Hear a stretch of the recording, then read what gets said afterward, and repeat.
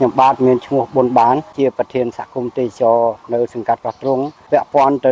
លើសង្កាត់កោះទ្រង់នារដូវវស្សានារដូវបៃតងយ៉ាងហ្នឹងគឺគាត់បានបរិភោគភ្លក់រសជាតិដំណាំក្រូចថ្លុងនៅលើសង្កាត់កោះទ្រង់របស់យើងខ្ញុំនេះហើយបានធ្វើដំណើរជុំវិញកោះកំសាន្តតាក់ទងទៅលើការដាំដំណាំផ្សេងៗទៅតាមភូមិបកករបស់បងប្អូនប្រជាពលរដ្ឋដែលនៅក្នុងសហគមន៍យើងបាទហើយក៏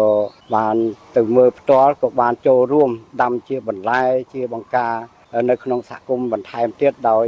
មានការទំនាក់ទំនងរវាងសហគមន៍និងក្រុមហ៊ុនទេសចរយើងរៀបចំតួភ្ញៀវទស្សនកិច្ចកំសាន្តហើយជាលក្ខណៈមួយគាត់មកនេះគឺគាត់ចង់ឃើញអ្វីមួយប្លែកពីប្រជាពលរដ្ឋដែលរស់នៅលើកោះទ្រង់យើងហ្នឹងហើយនឹងចូលរួមការដាំបន្លែធ្វើជ្រុងមាន់ជួយដាំដើមចេកក្នុងភូមិក្នុងអីចឹងវាជាអំណោយផលល្អមួយដល់ប្រជាពលរដ្ឋអញ្ចឹងបើសិនជាអស់លោកស្រីដែលលោកកំពុងតែធ្វើដំណើរមកទស្សនាកំសាន្តនេះក្នុងការធ្វើដំណើរដោយការរៀបចំជាមធ្យោបាយក្នុងការធ្វើដំណើរមានកង់មានរទេះសេះរទេះគោម៉ូតូឌុបបាទ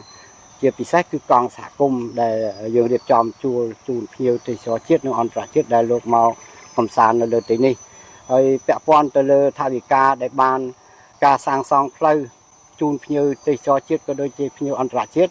គឺបានដោយភាគពីរដ្ឋាភិបាលបាទរដ្ឋាភិបាលចូលជួយការសម្ពោធនិងរៀបចំ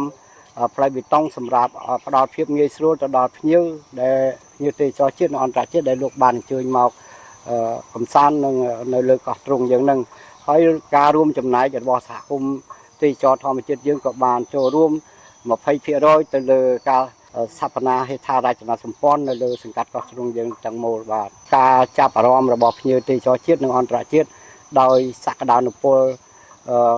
នៅលើកោះទ្រង់យើងនេះគឺធ្វើឲ្យភ្ញៀវជាតិនិងអន្តរជាតិលោកមានចំណាប់អារម្មណ៍ជាពិសេសក្រុមហ៊ុនទេសចរដែលលោកមានការចាប់អារម្មណ៍ខ្លាំងពីមួយឆ្នាំទៅមួយឆ្នាំដោយសារការរៀបចំនិងការទំនាក់ទំនងសេវាកម្មផ្សេងផ្ដោតទៅលើការជិះកង់កម្សាន្តនៅលើនេះគឺយើងមានផ្ទះស្នាក់ចំនួន6បាទហើយយើងមានសេវាកម្មបម្រើទេសចរគឺយើងនេះគឺយើងមានម៉ូតូ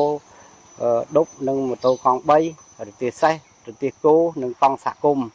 ហើយបន្ទាប់ពីនឹងមកទៀតគឺភ្ញៀវការធ្វើដំណើរហ្នឹងគឺ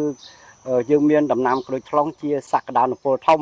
សម្រាប់បម្រើសេវាកម្មហើយភ្ញៀវក៏តែងតែភ្លក់រសជាតិ